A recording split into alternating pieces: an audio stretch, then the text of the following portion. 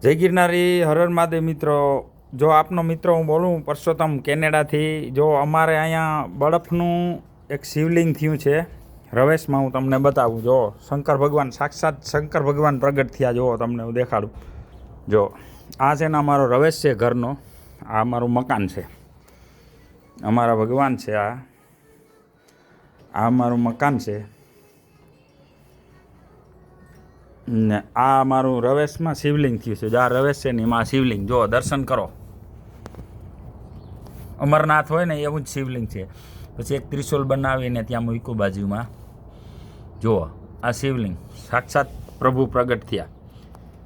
મિત્રો દેખાય છે તમને? આ કોઈ બનાવટી કે બનાવેલ વસ્તુ નથી.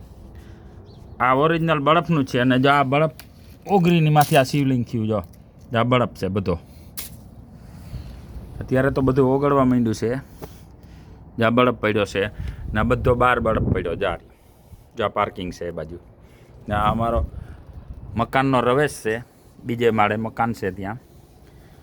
ને જો આ રવેશમાં શિવલિંગ થયું. તમે દર્શન કરી લો સાક્ષાત શિવલિંગના. જુઓ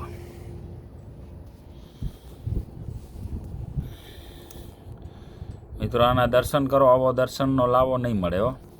અમરનાથ તકો થાય દર્શન કરવા. અહીંયા બેઠા દર્શન થઈ ગયા. જુઓ પ્રભુ સાક્ષાત પ્રભુ પ્રગટ થયા. જુઓ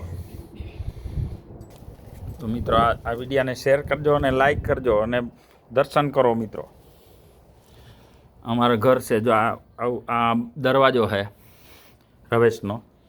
દરવાજામાં સીધું મારે ખોલીએ ને એટલે સીધી જ સામે શિવલિંગ બની ગઈ છે. જુઓ અમરનાથ હોય ને એવી જ શિવલિંગ છે. જુઓ કેટલા મસ્ત લિંગ છે.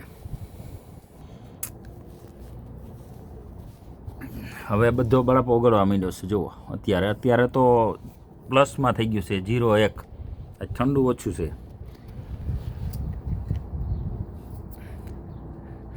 એમના દર્શન કરો ને લાઈક કરજો ને શેર કરજો ને હર હર મહાદેવ લખો ને કોમેન્ટ કરો મને મહાદેવ લખીને.